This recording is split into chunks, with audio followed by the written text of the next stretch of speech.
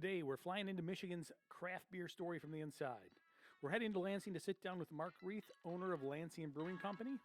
Then we get a behind-the-scenes look at the Microcanner in action before we fly back and take a tour of the Microcanner facility itself. And then we wrap up with the story of Todd Vriesenga, the man who built it. Welcome back, guys. Today we're here with Mark Rieth and Todd Vriesenga. Mark is the owner of Lansing Brewing Company, and Todd Vriesenga with Microcanner. We're going to have some conversations about the business, how they got started, and a little bit of your history. Before we get started, though, I do have a real quick little gift for you from Grand Rapids. I really appreciate you taking your time. So we have just a little Herman's Boy. So you seem to be somebody that likes local stuff. This is local for our area, Grand Rapids, my favorite coffee shop. They do some other things. Great breakfast shop as well. And breakfast and a little bit of everything. So if you're ever in Rockford, you got to stop by. And then some coffee. That's the Pantland blend, which is a downtown hotel. It's famous. It's one of their long-term famous. Yeah, it's the Amway Hotel. Oh, yeah, Yeah. sure. Yeah, Hotel. Awesome. Thank you very much. Appreciate Yeah, it. you're welcome. And Todd, I appreciate your time as well. Thank you. And the flight over, got you a little something. All right. Pretty similar. Very nice. Actually, I gave you the wrong ones, but My we'll figure sister's that out. gonna, or my We daughter. got them back. My daughter's gonna steal all this stuff from me. Oh, absolutely. It's, Herman's Boy is, whenever she's in town, Yeah. we have to go there. That's great. Love it. Thank you very much. Yeah, you're welcome. Thank you. So let's get started. Mark, I understand. Tell me a little bit of your backstory. Like, how'd you get started into the brewing business? Oh, boy. That goes back to my early days when I was homebrewing. I was living in Boston in late 80s, early 90s, and had a passion for making my own beer because of Sam Adams, one of the first entrants into the craft beer scene, as we know. And so I wanted to make the Boston Lager in my basement Okay. best I could. I think I did a pretty good job. Yeah. I drank the beer, so and so that's kind of where the passion started. And then I moved back to Detroit in 1997. That was the year that Atwater Brewery opened up in downtown Detroit, and I wanted to start a business in the city, be part of the rebirth of what's going on in Detroit. I walked into Atwater, and I'm like, I want to be in the beer business. Yeah. So that's kind of where it started. I invested in 2005, and then bought it out. In 2002, and then bought it out in 2005. Okay. And then I went home and told my wife with 3 young kids that I bought a brewery and quit my job. So I bet that went over. that went over great. And she doesn't even drink beer, so Geez. What you think now about that? but she's okay now. Okay, yeah, good. So what happened? Tell me about the story. Like, what was some of the early things you struggled with at Atwater, with the growth? Yeah, I mean the early days were like anything. You know, at that point we were I think the 4th or 5th brewery in Michigan.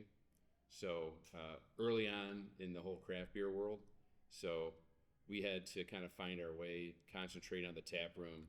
You know, we started out with German style lagers, which was very unique to us. That's all I wanted to make were these great German style lagers. Yeah.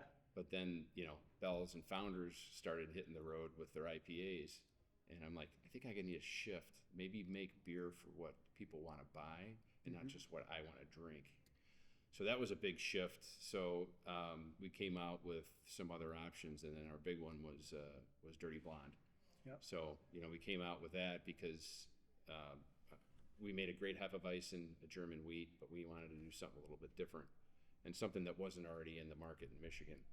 And so that was kind of our big turning point is when we came out with that product. And that ended up being 68% of our overall sales. Oh, wow. Yeah. So the early, and then, everything else about running a small business, CapEx, not having enough working capital, all those things were very true. And you just grinded it out until you hit your stride. So do you rely on a lot of people around you? Do you have a good partner? How did you kind of work through some of that stuff? Is there a mindset that you kind of... Well, so I never brought on a Besides what I partner. did. So it was, and I'm glad I never did at the later stage of Atwater. In the beginning stages, I would have loved to brought on a partner, but it was just not the right timing. The financials weren't where I needed it to be, and then you went through 2008 to 2010 with Detroit going to bankruptcy and the economy going into the toilet. So we had to shift, and we actually shut our tap room down. Oh, really? And then we just brought in beer garden tables into the production area and just served beer in there and opened up the overhead doors, and people actually loved that. Yeah. So that was kind of a unique deal. We shut that down for 5 years, then reopened that up in 2015 when things started coming back. And so that 2015 to 2020 range, that 5-year stretch was huge for craft beer, Michigan craft beer, and that's when we started having conversations at the later part of 2018 into 2019 with Molson Coors to have them buy us. Nice. So did you have you maintained your employees, any of the same employees through that period? Did you have to shorten up when you kind of downsized there with the tap room and that? Like, what's your process for kind of handling that? Yeah, the tap house was a little difficult because obviously you shut the kitchen down, so we had to lay off some people. And but one of the things I always said is, everyone's like, oh, it's great you sold your company or this or that, but I'm most proud of never missing a payroll.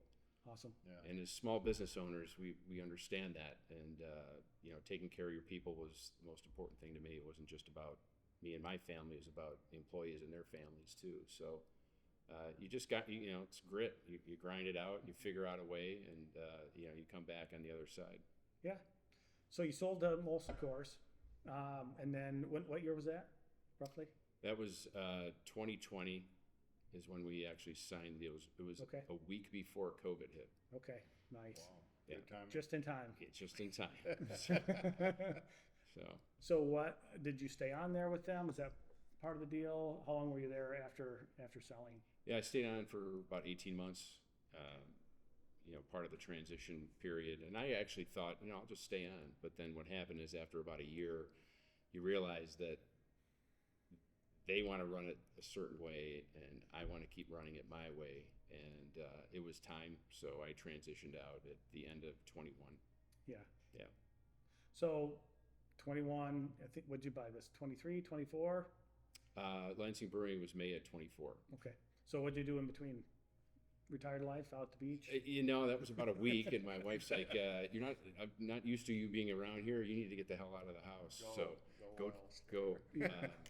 So I saw the opportunity in the NA space. Mm-hmm. So I started a company called Fuel Beverage, and Okay. it was NA craft beers and functional energy drinks. Okay. And still have that company today.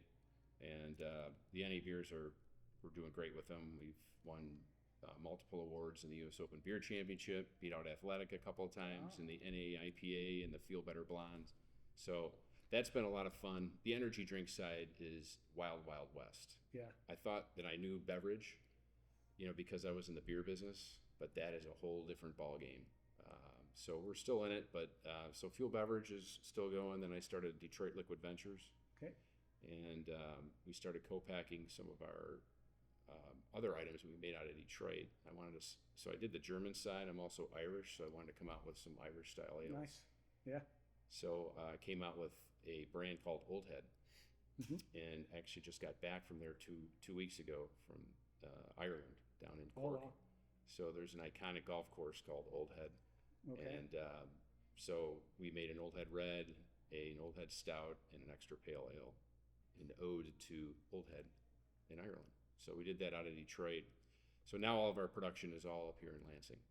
So talking about production, big part of the reason we're here is Todd and Microcanner. So how did Todd, you first started working together at Atwater? How'd that come about? Why'd you decide to call Todd and Microcanner? Yeah, so we were looking at options for as far as our canning line. At the time, we had a bottling line, and people were shifting from bottles to cans. So we wanted to look at something that could fit in our footprint, which was very important, right? And the best thing that Microcanner had that solution, right? That had all the technology in a smaller footprint that allowed us to produce the cans that we needed in a timely basis. And they were great partners, came out, installed everything, and it worked out really well. So Todd, how early in Microcanner's development was that? I'm going to guess 2017 or 2018 is about when we put that in. Sounds about right, yeah. And then, we had heard that he had sold to Molson Coors, and we had stopped in there and talked to some of the guys. And then all of a sudden, a week or two later, Mark calls us up and says, I need another canning line. I'm like, perfect timing. We've got brand new product, way better than the old product. And it's just evolution. And then we rolled one out here just this spring. Mm-hmm. Yeah, it's So it's been a good partnership. How did that help you grow? What was the competition, I guess, like in that space? I don't know if there's a lot of competition in the canning space, if there's like a large price difference. You said portability and size were important. Like, did it give you a competitive advantage or just an advantage to be able to grow like quicker because you can sell the brand? Tell me a little bit about the canning and how packaged goods like really support the business as well.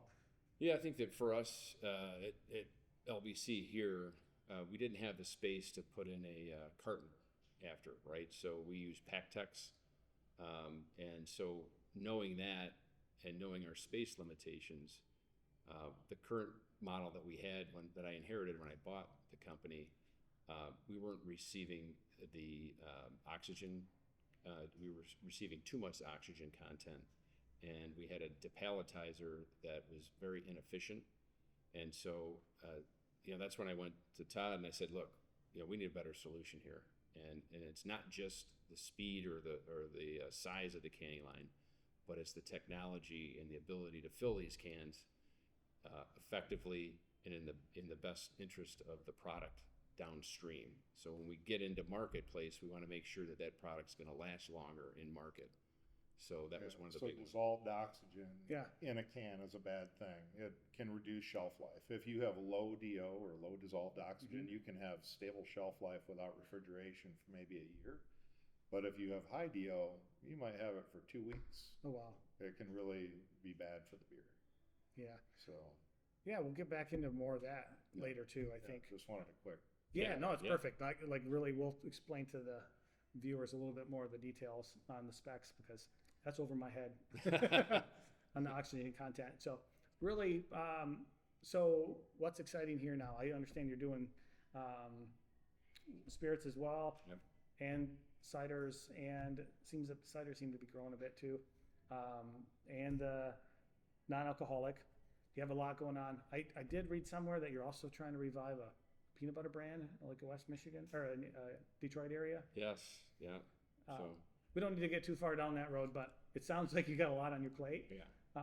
And it's exciting stuff. So what are you excited about now that you're working on?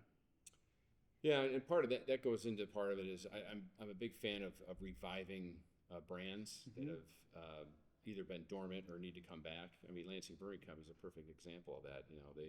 LBC was founded in 1898. Oh, really? It's a 100-year-old brewery that stopped production like many during Prohibition.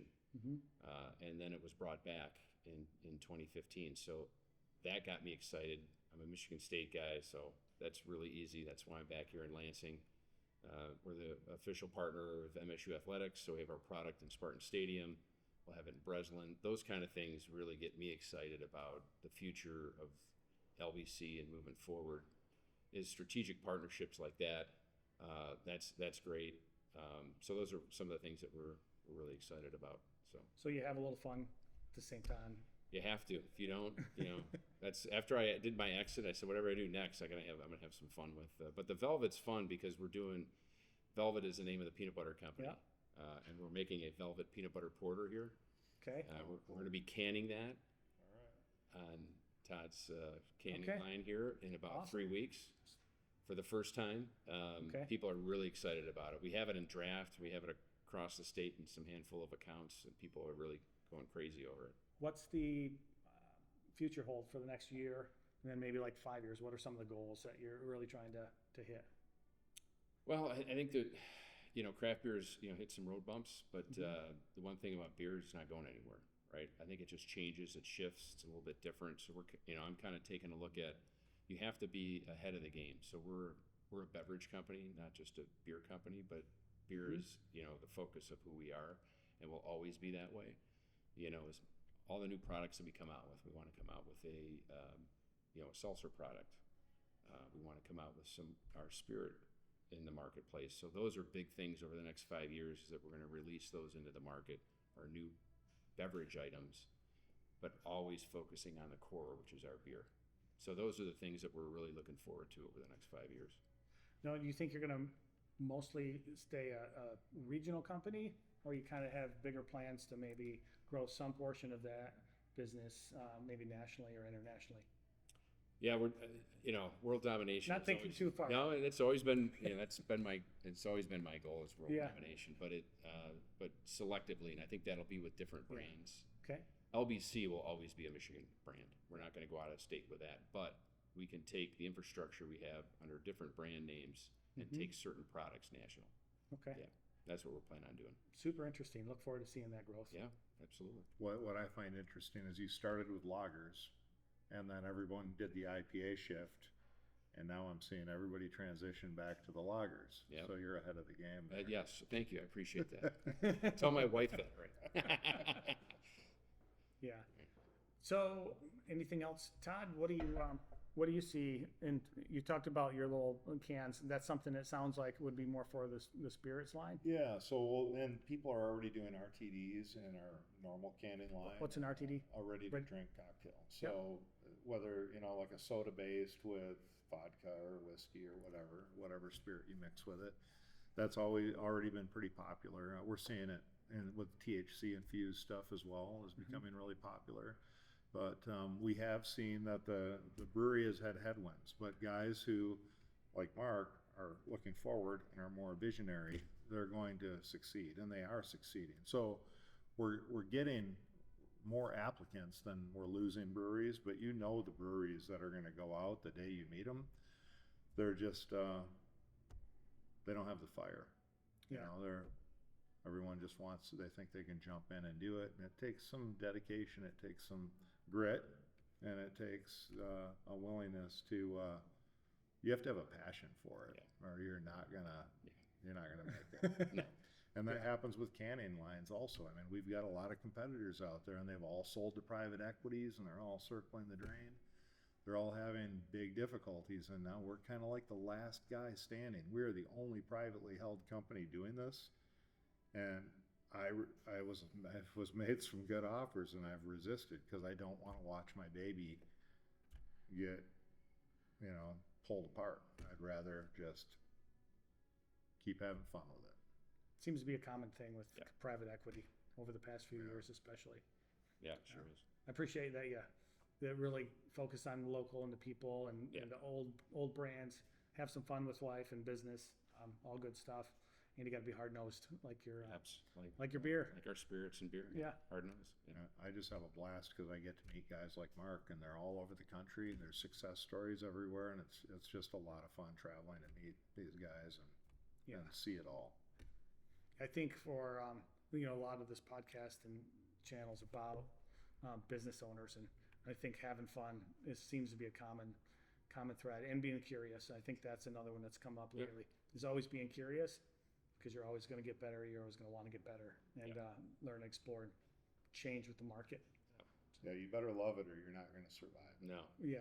And you got to be ready to pivot because if you think you're just going to go down one path, and I'm going to be successful doing this forever, it's not going to happen. So nimble pivots, I call it. Yeah. So monitor your exits. Yes. Yeah. Entries. Yeah. Right. Anything else you'd like to share? So here's a good one to maybe wrap up on. Sure. Like if you were to go back and tell your 20-year-old self, what might you do differently, or what advice would you give? Oh, in fact, right out of college. Right out of college. Maybe, yeah. Well, either way, no. Yeah. I'm sorry, I'll let it go. So I gave the commencement speech this year at Michigan State Business School. Awesome. That was in the Breslin Center, 5,000 people. That was something, and that's what I told everybody. I said, look, you can't have it all figured out day one, right?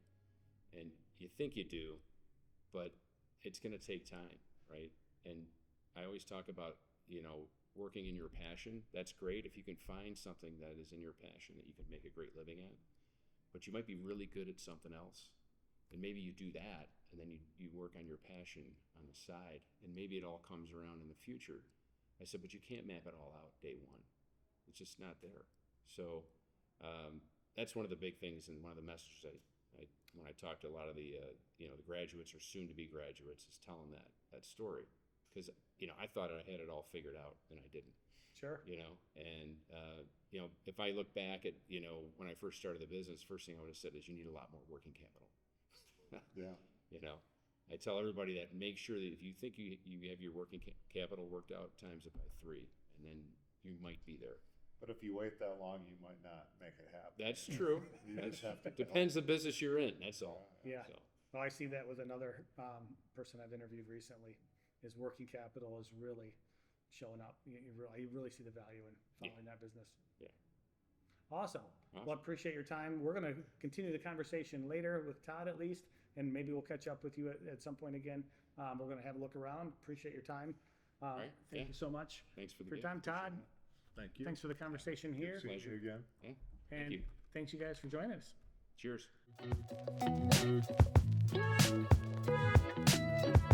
All right, so we're at the candy line here at Lansing Brewing Company with Todd Vriesenga, owner and founder of Microcanner.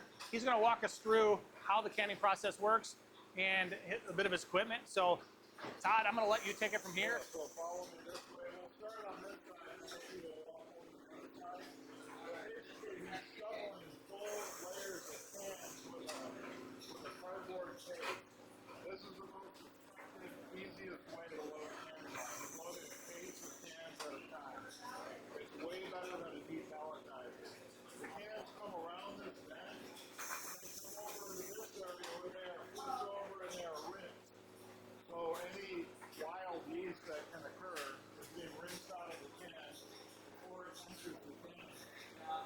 Now follow me around the other side. The cans that were previously rinsed, they come into the filling station. The filling station injects CO2 in the can with a little tiny tube in it, and then it starts going. The liquid here never comes in contact with the outside air. This is how you stay away from dissolved oxygen.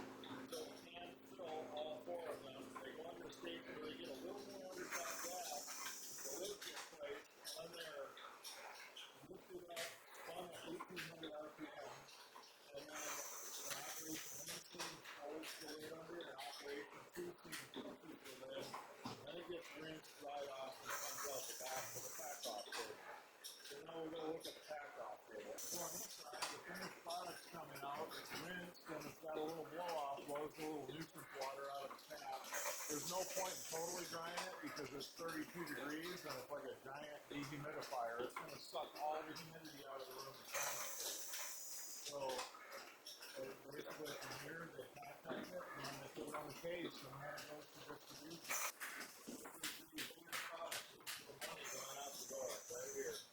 So I noticed these can lids are they swapped them from the ones that, the stretchy plastic ones over the years. Duck fillers. Yeah, what's the These are 100% recyclable plastic. They go on a lot easier without machinery. They can be hand applied.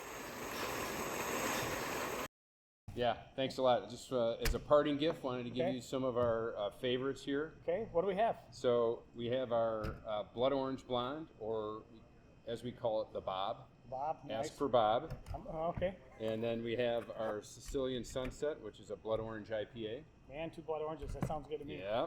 And then we have our Michigan State Hang Time Okay. beer. So this is in the stadium, and it's part of the Michael Sadler Foundation. So we have Okay. proceeds go to the Michael Sadler Foundation, who was the punter who passed away about 8 years ago.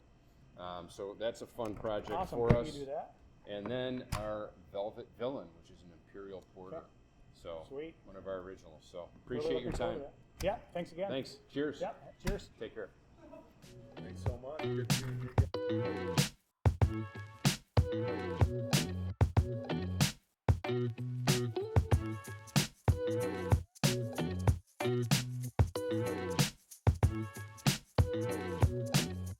So this is our basically panel control room, and the guys have jigs for the panels down here.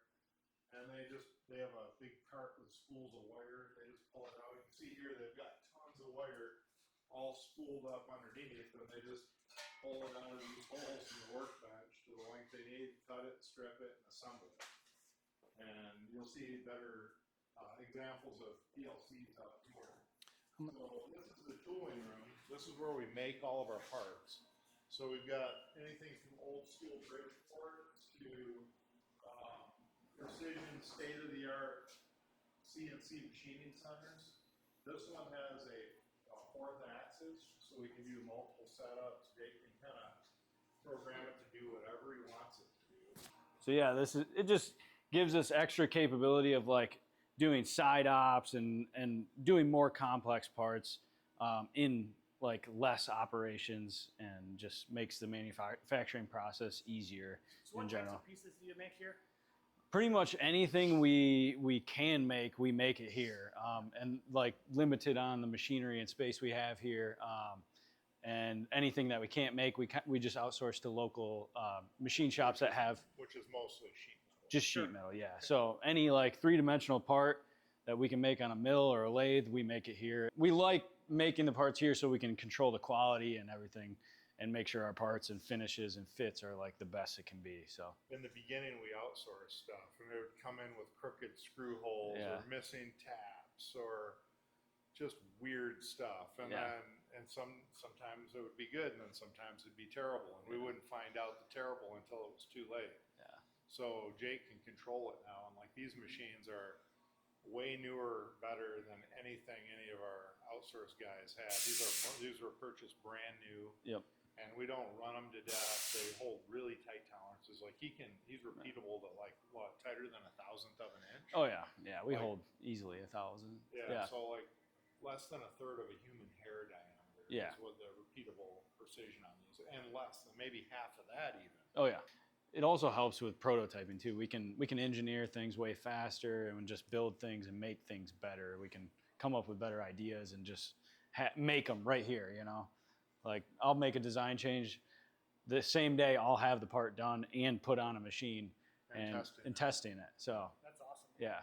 This nozzle will cut anything out. Now there happens to be plastic in here right now, but it'll cut through stainless steel. It'll cut through 3/8. It'll cut through 3 inches of stainless steel. So fingers, hands, and Oh, yeah. Take your hand right off. Yeah. There's right at the tip right here, 60,000 PSI of water comes out, and it mixes it with this fine abrasive. So it's like sand water coming out of it.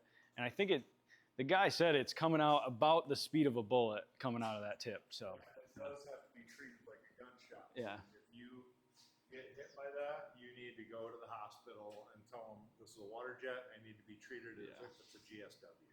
yeah. Because it gets so much air that it'll start to poison your blood.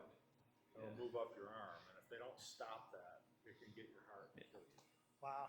But that'll never happen. Crazy. We won't do that. In the beginning, it was just basically Jake, Arthur, myself, and I think Mike Elkins. Yep. And we were working in Belmont. We were a design-only company. We didn't do any manufacturing. We designed for people who manufactured. And Jake liked working with his hands more, so he left briefly to go be a Jimmy John sandwich delivery guy because he liked riding bikes. He's one of the fastest bike riders. Oh, well, that makes sense. I don't know about that. I'm decently fast. Yeah, You're I can pretty compete. fast. Yeah. You're unstoppable. You're Yeah. one of the top guys. Yeah. Yeah. So don't be all humble. Yeah. So anyway, Yeah. I called him up and like, you got to come back. We're making stuff now. So he came back, and that's when we had finished up Seatsman's first machine, and we started Yeah, designing for- the production machine. Put it on Pro Brewer, and guys started showing up from Connecticut. So next thing you know, we're building this stuff in our prototype lab in the back of that little office building. And then we're driving out to Connecticut, and we're installing machines and going to like this place, Noble Order, in the middle of nowhere, Indiana. Yeah. Just Yeah. some crazy stuff happening on all these trips, and then Yeah. old Firehouse Brewing. And Oh yeah. We stayed right on the Mississippi right there. Yeah, right that was by cool. the Underground Railroad. Yep. A few characters there. Were Oh yeah. Yeah. And then he got to stay. T-Lixer Kombucha, one of our first guys down in West Palm Beach. Yeah. We did some work for him, and then the guy kind of had a temper, and he tore apart his machine, and Jake had to go down there and do some repair to it. And he ended up getting to stay right next door to Mar-Lago when Yeah. Trump was in town, and the CIA or the Secret Service. It was like right when he was first getting elected too, and it was just like, yeah, they had cop cars on every corner of that island, and Yeah, it was, the owner of Mar-Lago, Yeah. or the owner of T-Lixer Kombucha, his dad had a house next to Trump. yeah, And Jake had to wait to catch his flight, so he took his skateboard down and was just yeah, spinning around yeah. It was here, just, yeah, right Seeing if you next get, to yeah, Mar-a-Lago. yeah. I didn't get arrested or anything, Yeah. so that's good. But yeah, Makes for great stories. Yeah, it's cool. Cool to Ventures in see. business, yeah. Yeah, definitely. That was the year on the way home. Those hobos on 75 burned the bridge, Oh yeah, and he couldn't get home. yeah. Is that The- Atlanta? And it was like a, it was Atlanta, Georgia. it was like a Delta shutdown or something Yeah. where their computers went bad, and I was just like stuck, and they had no solution for me, and I'm like, well, I guess. Rent a car and start driving. Yep, we're driving, so I just rented a And car. then he And gets to Georgia and he's I gotta go left because Yeah. there's no bridge to get me.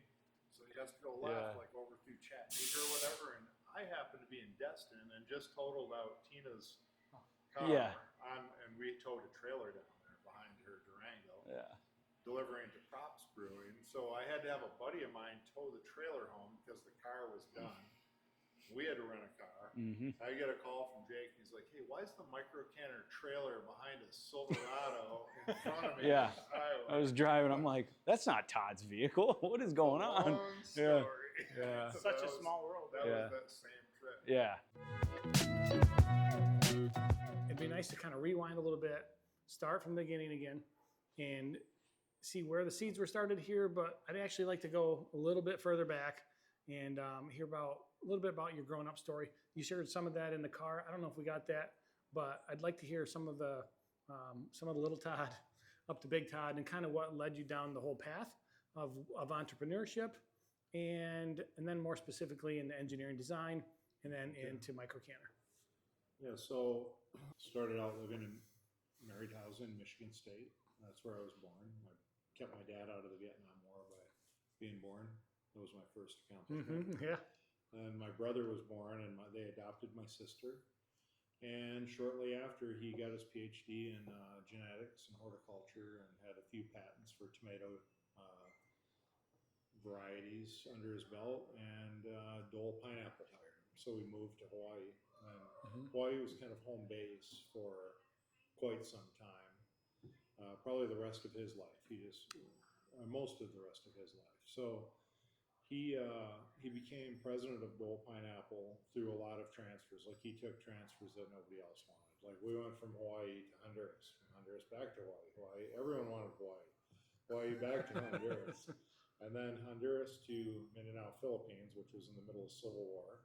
Which Honduras, the first two times, were in the middle of Abscam and the Sandinista-Contra War. So you had war in Nicaragua, you had war in El Salvador, and all those guns came through our little sleepy home port of La Ceiba, where we lived. And so there were a lot of interesting characters around that had participated in and survived the Bay of Pigs, and were working for three-letter agencies running around. And there aren't many people that speak English in those countries, so they become kind of your friends in your orbit. Yeah. And so there was that.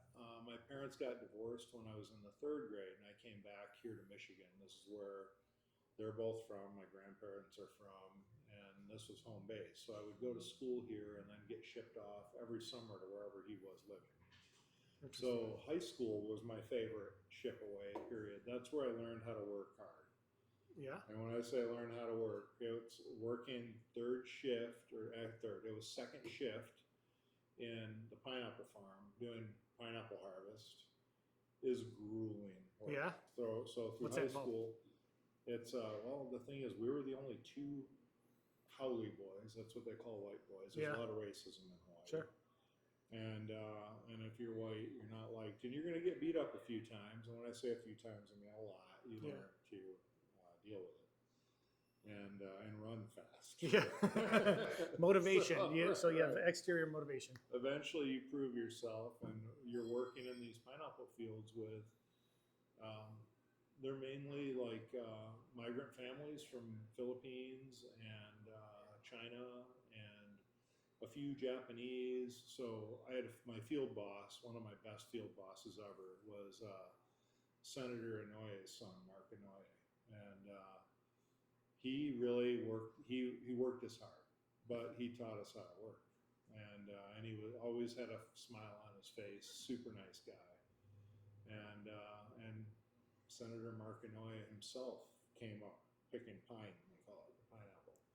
So we would pick pineapple all night long, and then we'd surf all day long, and then hurry home, throw our fried rice in a Tupperware, and throw our giant chaps on and then grab our screen goggles and our hats and go back out to the field where we'd work in the sun for a couple hours until sunset and then work till 1 or 2 in the morning.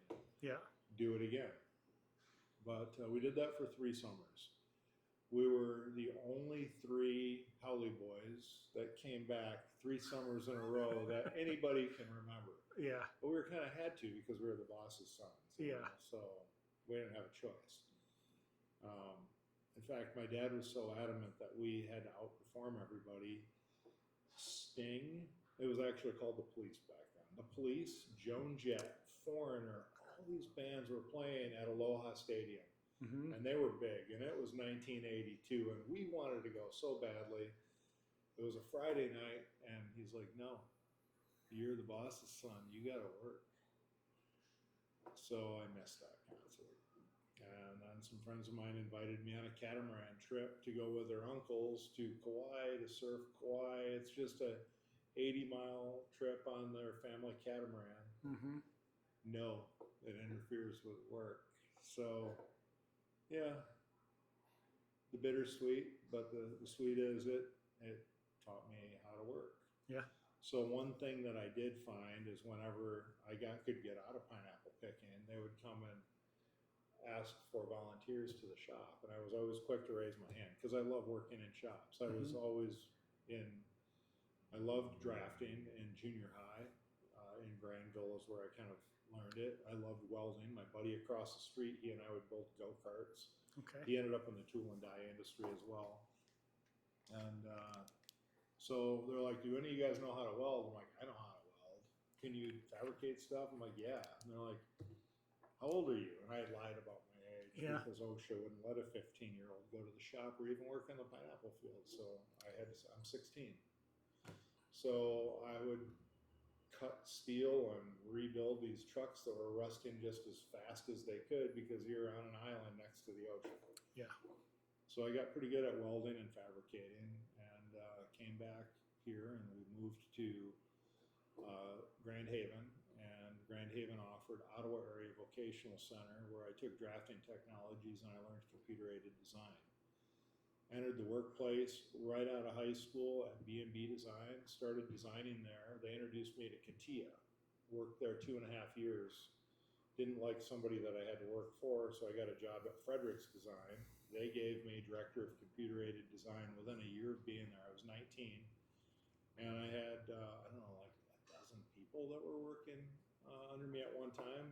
Like 3 or 4 immediately, but then we kind of expanded quite a bit. Okay. And we had a company called Build Incorporated where we started building the machinery we designed. And when you do something 70 hours a week, you get really good at it, you know. So we immersed ourselves in our work, and we all loved it. We played hard and we worked hard. Mm-hmm. And then later on, I ended up in the Grand Rapids area and at Capital Engineering and connected with a guy there when it was in the middle of a buyout. He and I started Levant Incorporated together. He was the owner. I was just running his automation division. A couple years after that, I'm like, you know what, I can do this on my own. So I opened up an engineering firm and ran that since 1997, September 7, 97.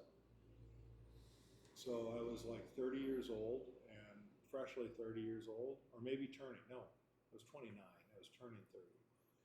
And ran that until we had babies, had two girls and later a boy, baby boy, and then we were doing fun work, robotic weld cells. We were doing assembly lines for the Chevy Volt and the Chevy Bolt, and it was all under our engineering umbrella, and it was fantastic. It was so much fun.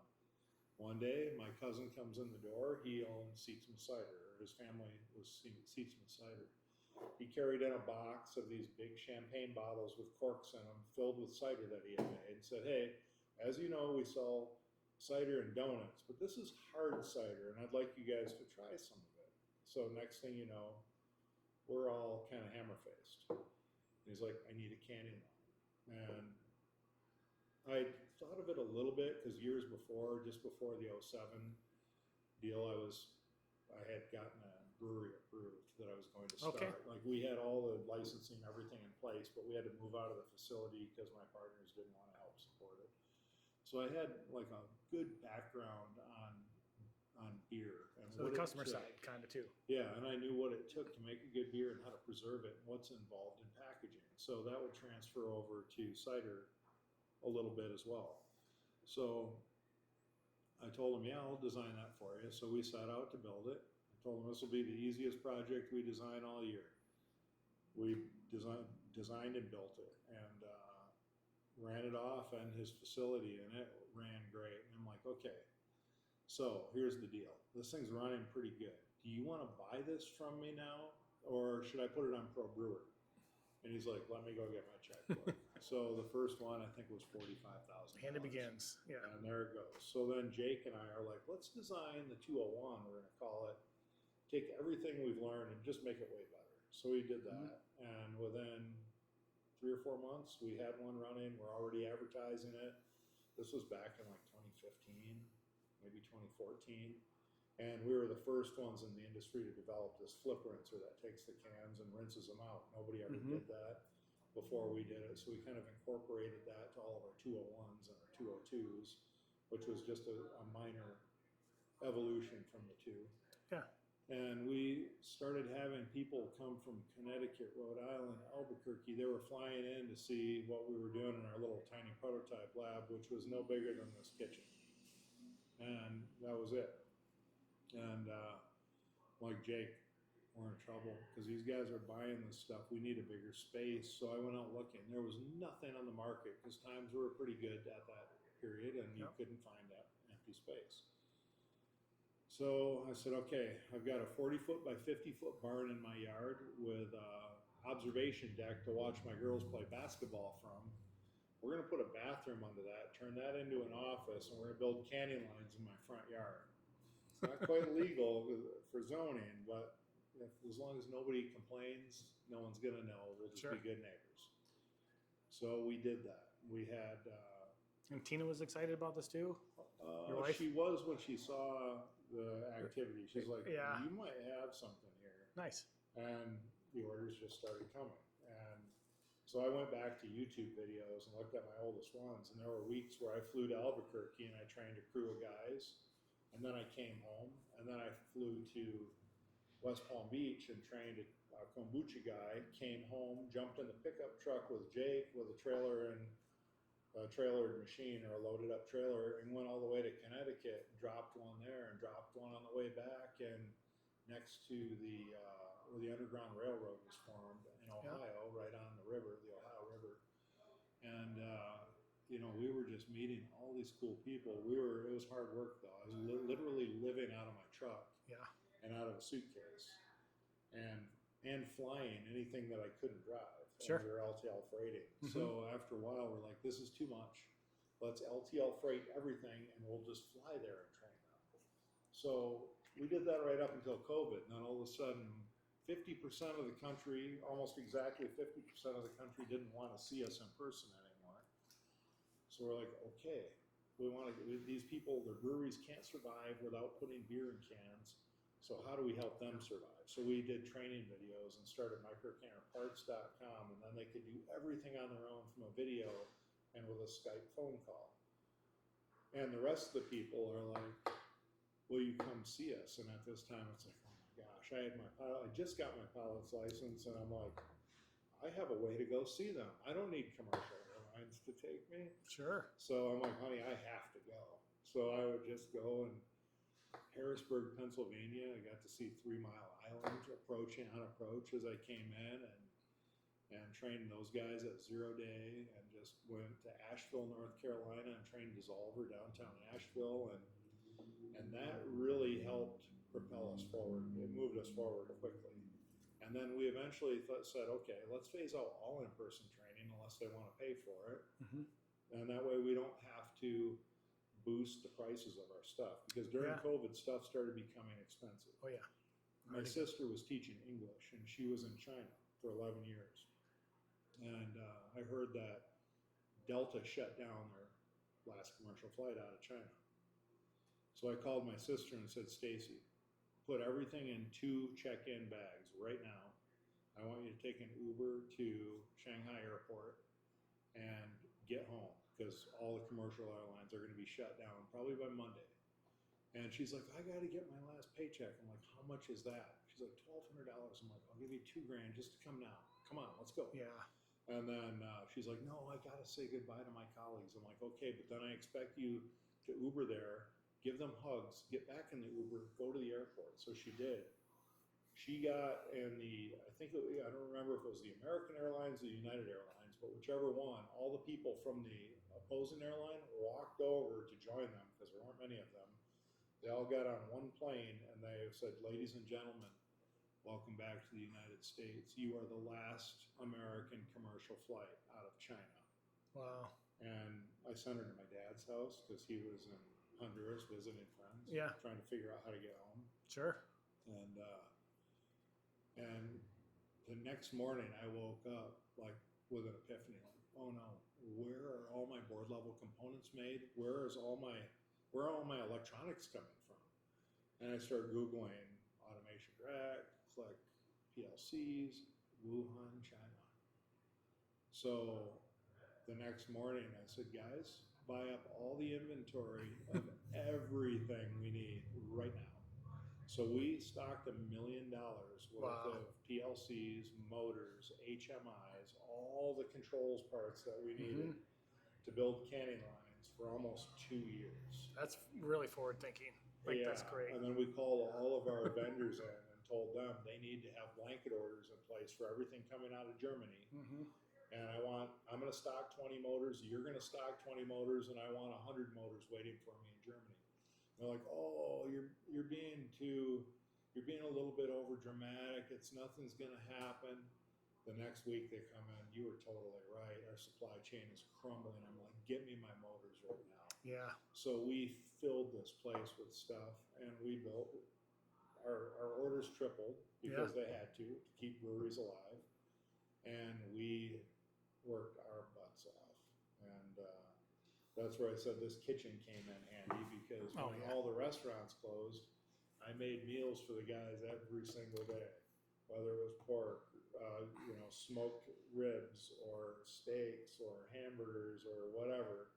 And eventually they started telling me what they wanted on their repeat. So we had like 14 days, and I would rotate, kind of like the hot lunch program at school. Just a little bit better, I'm guessing. Oh yeah, and so I'm just cooking away.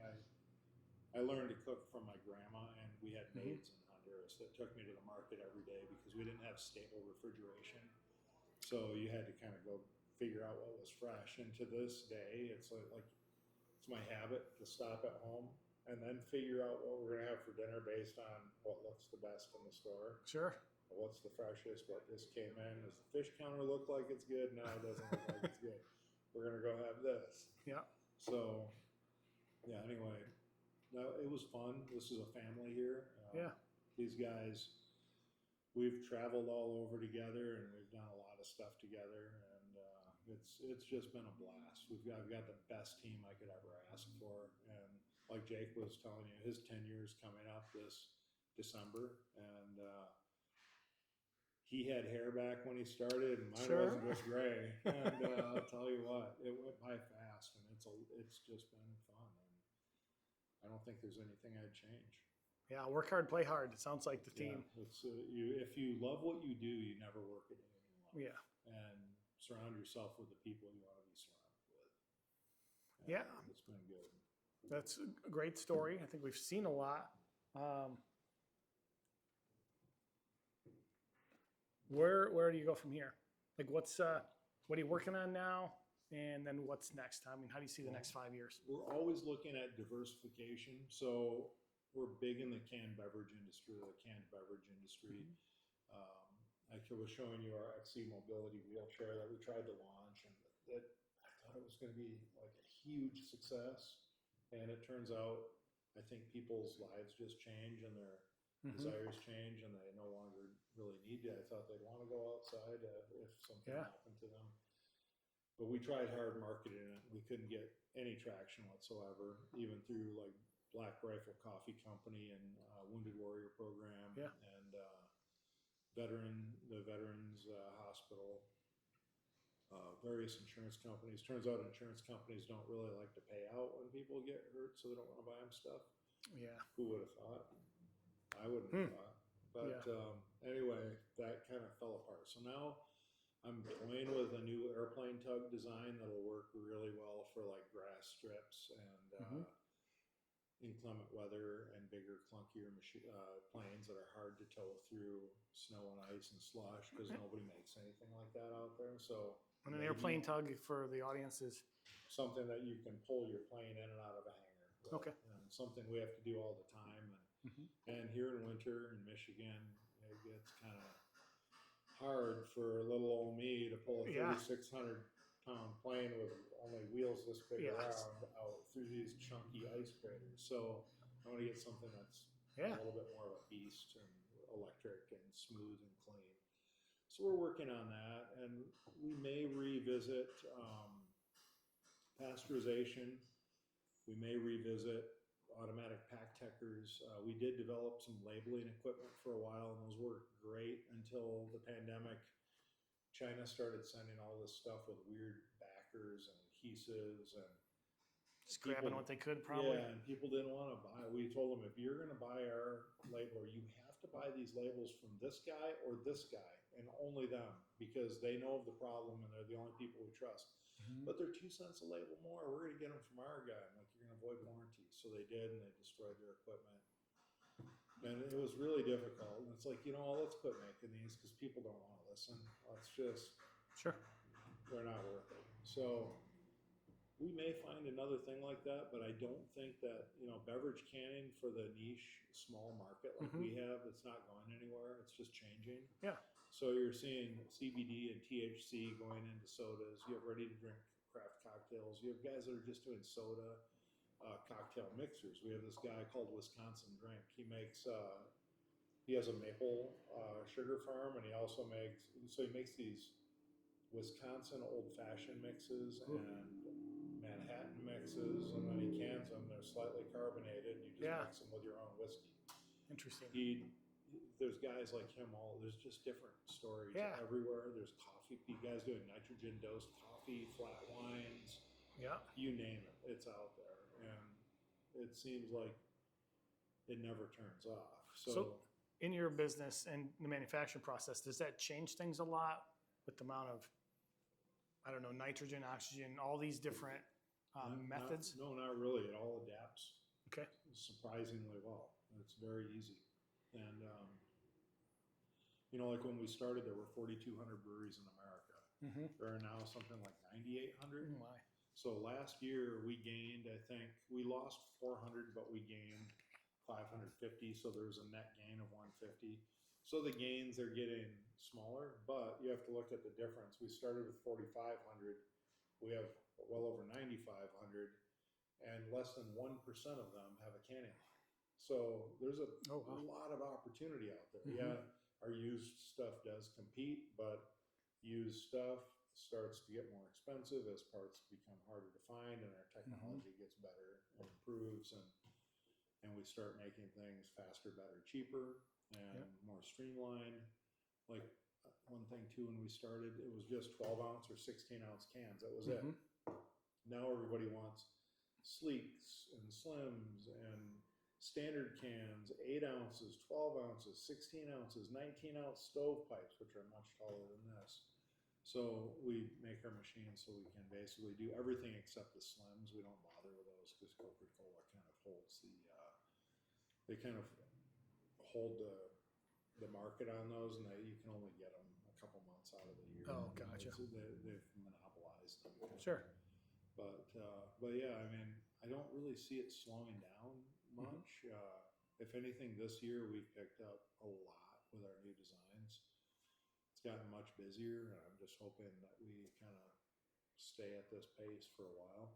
And we'll see if we do move into other product, we'll probably have to, with our new building, maybe have two halves to it, or we're building half. Product A on one side and product B on the other side.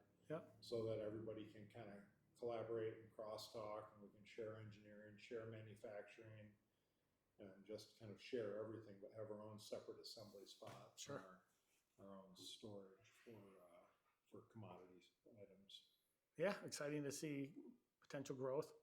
But you're still open to new clients. It almost sounded like, hey, I like to keep things steady, but I'm guessing you mean like not dropping, but steady or increasing a bit. I think they're going to continue to increase. I mean, Yeah. we're seeing this year, surprisingly, there's a lot of new breweries starting up. And Mhm. there's a lot of guys buying brand new equipment. They see the value in having a 1-year warranty and the latest and greatest. I think there's some tax incentives now as well. Those are coming back as for well. business, Yeah. they're helpful for small businesses and capital investment. And that's exactly why we bought that brand new lathe that you saw. That's a $150,000 investment. It's made in California. It's 100% U.S. made, and we're 100% U.S. made. So when you go do that and you don't pay tax on it, it comes off your pre-tax. The goal is to spend all of your income Right? on stuff that brings you further ahead in the Yeah. future, and that's capital equipment, whether it's trucks, mills, airplanes, whatever. Yeah. I mean, it's furtherance of business, and that's only going to help America because the guys that are building those lathes and those trucks, they all need jobs too. So Yeah, and you're supplying the materials for people that are supplying jobs for all the people doing the canning, brewing the Right. beer, brewing the kombuchas and the wines and yeah, the you saw spirits. today there were 3 or 4 people running that. Yeah, thing. that was great. And they run it every day. So those Yeah. are 3 or 4 jobs that are made. If if they didn't have that canning line, they wouldn't have those 3 or 4 people that do that every day. And then it creates a sales job for somebody as well. Oh yeah, So, oh yeah. yeah. Very many. Not only there, but then at the distribution and then at the store clerks that have to stock all the extra beer. And then everybody gets more beer variety to drink or craft cocktails or whatever you want. Yeah, good stuff. Anything I should have asked so far? I don't know. I think we covered way more than I ever thought. I'm Yeah. exhausted. It's been a long day. Long day. It has been a long day. Todd, I really appreciate you taking the time to spend with us today, and I really enjoyed getting to see your business. Yeah, I can't wait to see you.